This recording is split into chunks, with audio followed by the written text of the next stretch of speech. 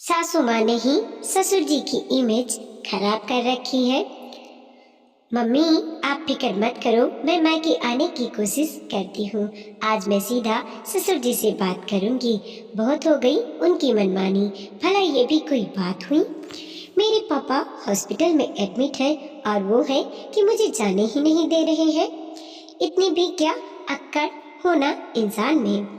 मानसी अपनी मम्मी से बोली, बेटा तू हमारे लिए अपना ससुराल खराब मत कर। अभी शाम तक तेरा भाई पहुंच जाएगा, तब तक मैं संभाल रही हूँ ना।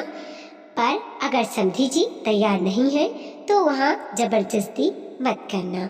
वैसे भी आजकल बहुओं की माँ बदनाम होती है कि वो उसका घर नहीं बसने देती। मानसी की मम्मी ने उसे समझाकर फोन रख दिया। आखिर उन्हें अपने पति को भी तो संभालना था, जो इस समय अस्पताल में एडमिट है। आखिर था तो एक छोटा सा ऑपरेशन ही, लेकिन मम्मी तो थी अकेली ही। मानसी हिम्मत करके अपने सास ससुर के कमरे की तरफ चल दी, पर उसके पैर उसी समय ठिठक गए जब अंदर से सासू माँ की आवाज उसे सुनाई दी। वो ससुर जी को समझा रही थी और ससुर जी चुपचाप सासू माँ की बातें सुन रहे थे। ये सुनकर उसे बहुत हैरानी हुई। भला ससुर जी को भी कोई समझा सकता था? उसे तो बिल्कुल यकीन ही नहीं हो रहा था। अब तक तो मानसी के सामने उसके ससुर जी की इमेज यही थी कि वो बहुत ही अक्कड़ स्वभाव के व्यक्ति हैं, जो अपने आगे किसी को नहीं सुनते हैं। अगर किसी चीज को ना कह दे तो हाँ करवाना बहुत ही मुश्किल ही नहीं बल्कि नामुमकिन है। इस घर में ससुर जी का ही सिक्का बोलता है, पर आज पता चला कि सिक्का ससुर जी का नहीं सासू माँ का चलता है। ससुर जी तो बेचारे कुछ बोलते ही नहीं है, बल्कि सासू माँ उनसे बुलवाती हैं। सासू माँ जैसा चाबी भर देती हैं, वो उन्हीं की जुबान बोलती हैं। कितनी अच्छी इमेज बनी हुई थी मानसी के सामने उसकी सास की। माँ जी बहुत ही शांत स्वभाव की है, ज्यादा कुछ नहीं कहती, पर आज उस इमेज के टुकड़े टुकड़े हो गए। भला कोई इंसान ऐसे दो चेहरे के साथ कैसे जी सकता है? बोलना है तो खुद सामने बोलो, किसी और के कंधे पर बंदूक रखकर चलाना तो गलत बात है। खैर, मानसी को इस घर में आए हुए अभी एक ही साल तो हुआ था, जब उसकी शादी इस घर के बड़े बेटे विनोद के साथ हुई थी। घर में सास ससुर देवीलाल जी और मंजू जी, एक देवर अजय और एक ननद माया थी। पति विनोद की जॉब बाहर थी, इसीलिए वो बाहर रहता था।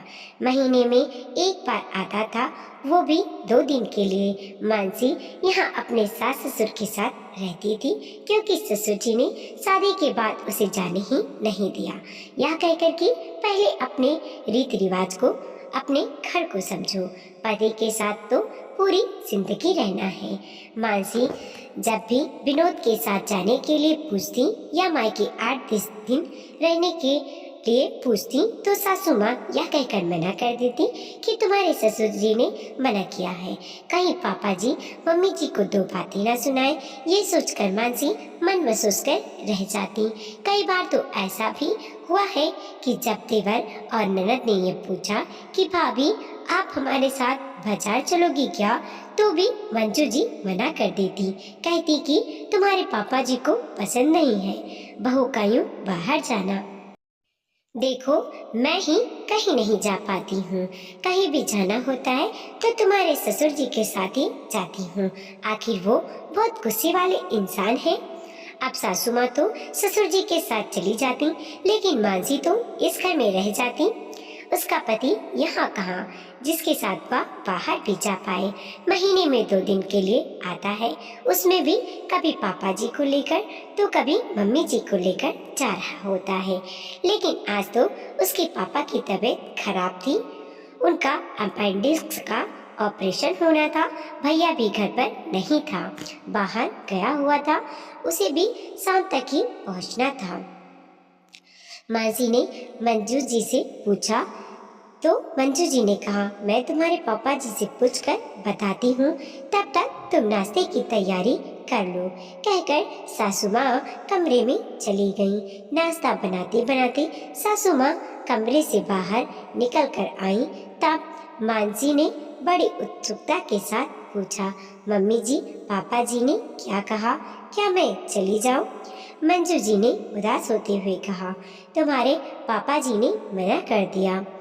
कह रहे थे अपेंडिक्स का ही तो ऑपरेशन है, तुम जाकर क्या करोगी? और डॉक्टर सब कुछ संभाल ही लेते हैं आजकल हॉस्पिटल में। मैंने तो बहुत मनाने की कोशिश की पर वो माने ही नहीं, उल्टा मुझ पर ही गुस्सा हो गए। आखिर मानसी मन महसूस कर रह गई। लेकिन जब मम्मी का दोबारा फोन आया तब मानसी ससुर जी से ही सीधे मुंह बात करने के लिए उठकर उनके कमरे की तरफ जा रही थी कि तभी कमरे में हो रही बातचीत सुनकर उसके पैर ठिठक गए। ससुर जी सासू माँ से कह रहे थे, अरे वो जाना चाहती है तो जाने दो ना, उसकी मम्मी अकेली है, कम से कम मानसी के वहाँ होने से उन्हें थोड़ी हिम्मत तो मिलेगी। और फिर जवान खून है, किसी चीज की जरूरत भी पड़ी तो भाग भाग कर संभाल भी लेगी। समधन जी कहाँ भागती फिरेंगी? अरे ऐसे कैसे भेज दूं? घर का काम कौन करेगा? मुझसे तो नहीं होता अब घर का काम। और फिर डॉक्टर है ना संभालने के लिए, वो कौन सा वहाँ पर जाकर डॉक्टरगिरी करेगी? आजकल तो सब कुछ हॉस्पिटल में ही मिल जाता है, पैसा फेंको और तमाशा देखो वाली बात है। अरे तो आज के लिए तुम संभाल लेना, नहीं तो माया भी तो है घर पे, दोनों माँ बेटी मिलकर कर लेना घर का काम। बहू के आने से पहले भी तो घर का काम होता था। अच्छा, बहू को क्या मंदिर में बिठाकर पूजने के लिए लाए हो? उसके होते हम दोनों क्यों काम करेंगे? अब ज्यादा उसकी तरफदारी मत करो तुम। जैसी इमेज बना रखी है वैसे ही बनी रहने दो, नहीं तो इन आजकल की लड़कियों का कोई भरोसा नहीं है, सिर चढ़कर नाचेंगी। मंजू जी ने कहा, अरे तो मुझे क्यों बेवजह विलन बना रखा है तुमने? हर बात मेरे कंधे पर रखकर क्यों बोलती हो? तुम जो कर रही हो ना बहुत गलत कर रही हो। अरे हम बहू बेटे के लिए लेकर आए थे, लेकिन वो बेचारा वहाँ परेशान होता रहता है, अपना खाना खुद बनाता है, काम खुद करता है, और यहाँ बहू को तुमने घर के काम काज के लिए रख रखा है, जाने ही नहीं देती हो उसे। ऊपर से आज वो इतनी परेशान है तो उसे जाने नहीं दे रही हो। कहीं ऐसा ना हो कि बहू पलटकर अच्छे से जवाब दे दे। ससुर जी ने समझाने की कोशिश की। ज्यादा उसके लिए अपना दिल दुखाने की जरूरत नहीं है, बहू है वो तुम्हारी, बेटी नहीं है। चुपचाप शांतिपूर्वक अपना काम करो। जब मैं सब कुछ संभाल रही हूँ तो तुम्हें बीच में आने की जरूरत क्या है? और जवाब क्या देगी वो मुझे? एक साल में तो वो कोई जवाब ना दे पाई मुझे। आखिर सासू माँ ने थोड़ी सी ऊंची आवाज में कहा तो ससुर जी चुप हो गए। मानसी का तो वहीं खड़े खड़े दिमाग घूम गया। एक साल से वो इस घर में है पर उसे अंदाजा भी नहीं था कि उसकी सास ऐसी है। बेचारा ससुर जी को अकड़ू खड़ूस समझती रही, पर यहाँ तो सास ने ससुर जी की इमेज बिगाड़ रखी है। खैर, हिम्मत कर मानसी ने दरवाजा खटखटाया। मानसी को यूं अचानक दरवाजे पर देखकर एक बार तो सासू माँ की भी जुबान हलक में अटक गई, पर फिर हिम्मत कर बोली, क्या हुआ बहू? कुछ चाहिए था? जी मम्मी जी, मैं ये बोलने आई हूँ कि मैं अपने मायके जा रही हूँ। शाम को भैया जब आ जाएगा तो वापस आ जाऊंगी, लेकिन तुम्हारे पापा जी को तो पसंद। मानसी ने एक कदम से अपनी सासू माँ की तरफ देखा। बोलते बोलते सासू माँ चुप हो गई। मानसी सीधे ससुर जी से बोली, पापा जी, मैं अपने मायके जा रही हूँ। मम्मी अकेली वहाँ परेशान हो रही है। अगर आप चलते तो और अच्छा होता। पापा को भी आपको देखकर हिम्मत मिल जाती, मानसी ने कहा।